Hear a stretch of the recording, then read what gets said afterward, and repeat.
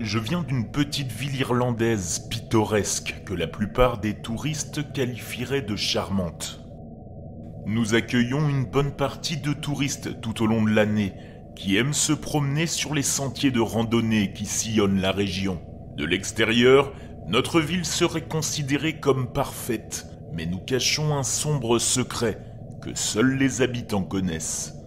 J'ai appris ce secret lors de ma première leçon de conduite avec ma mère. J'étais très stressé ce matin-là, car ma mère est une perfectionniste et je ne voulais en aucun cas la décevoir. Nous avons commencé lentement alors qu'elle m'apprenait tout juste à conduire sur les routes étroites. J'avais les mains crispées sur le volant car j'avais peur de faire une erreur. Je ne cessais de jeter un coup d'œil à ma mère du coin de l'œil pour juger de sa réaction à ma conduite. Nous roulions presque depuis une demi-heure quand j'ai regardé dans le rétroviseur. C'est là que j'ai aperçu un homme souriant, assis sur la banquette arrière. J'étais tellement choqué que j'ai failli tourner le volant et me jeter dans le fossé. Ma mère m'a ordonné de continuer à conduire et, quoi que je fasse, de ne jamais me retourner. Mes yeux étaient braqués sur le rétroviseur et je fixais l'homme qui était soudainement apparu sur notre banquette arrière. Son visage était en partie obscurci par l'ombre, alors que c'était une belle journée ensoleillée. Les seuls traits de son visage que je pouvais distinguer étaient ses yeux, d'un vert maladif.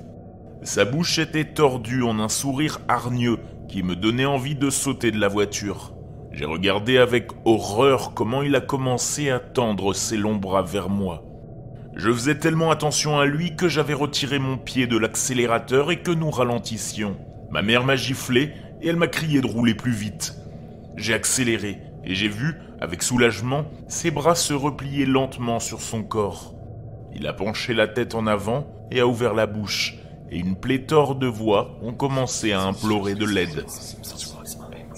J'ai instinctivement couvert mes oreilles avec mes mains, ce qui a forcé ma mère à saisir le volant. Il m'a fallu quelques secondes pour retrouver mon sang-froid et j'ai agrippé le volant. Tout mon corps était sur les nerfs, alors que les cris émanant de sa bouche atteignaient un crescendo assourdissant. En un clin d'œil, l'homme souriant a disparu, nous laissant ma mère et moi seuls dans la voiture. J'ai garé la voiture un peu plus loin sur le côté de la route et j'ai commencé à vomir mon petit déjeuner. L'agent de police du quartier est passé en voiture et s'est arrêté pour voir ce qu'il n'allait pas. Il m'a fait un signe d'approbation pendant que ma mère lui expliquait que nous avions reçu un invité supplémentaire sur la banquette arrière. Nous sommes rentrés à la maison en silence et j'ai essayé d'aborder le sujet avec elle à plusieurs reprises, mais elle a refusé d'en parler. J'ai appris par quelques autres personnes qu'il apparaissait dans les voitures depuis près de 70 ans. Personne ne sait rien de lui, mais ils m'ont tous prévenu de ne jamais me tourner pour le regarder en face. Quelques mois plus tard, je suis parti à l'université et j'ai oublié l'homme souriant. J'ai commencé à sortir avec un gars nommé Mike que j'avais rencontré dans ma classe d'histoire. Nous étions tous les deux un peu timides et personne ne savait que nous étions en couple. Les choses ont commencé à devenir sérieuses avec Mike et j'ai décidé de le présenter à ma mère. J'étais un peu nerveuse de la façon dont elle réagirait à son égard. Alors que nous étions sur le point d'entrer dans la ville, j'ai aperçu l'homme souriant assis à nouveau sur la banquette arrière. Mon visage s'est immédiatement crispé lorsque nous nous sommes regardés dans le rétroviseur. Mike a soudainement sursauté sur son siège car il avait dû remarquer l'homme souriant. Je lui ai crié de ne pas se retourner, mais il était déjà trop tard. Le sourire de l'homme s'est élargi lorsque Mike s'est retourné dans son fauteuil pour le regarder. Il y a eu un flash aveuglant qui m'a fait freiner. Je me suis soudain retrouvé trempé de sang et de morceaux de chair alors que le corps de Mike explosait. Je suis sorti de la voiture et je me suis retrouvé sur la route en pleurant, tandis que le corps de Mike jaillissait de la voiture et dégoulinait sur le sol. J'ai été découverte par le même officier qui a fait de son mieux pour me réconforter quelques années auparavant. Il m'a fallu près de 2 semaines pour me nettoyer car je n'arrêtais pas de trouver des morceaux de Mike dans mes cheveux.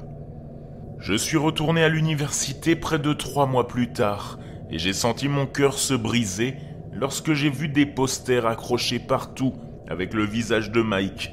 Une femme m'a vu les regarder et m'a demandé de l'aide pour retrouver son fils disparu.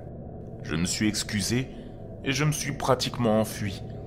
Je n'ai pas eu le courage de lui dire que son fils était enterré dans un petit champ, au milieu de nulle part. Je vis maintenant avec un mari violent qui me bat quotidiennement. J'ai réussi à le convaincre de m'accompagner dans ma ville natale, et j'espère que j'aurai l'occasion de lui présenter l'homme souriant lors de notre visite.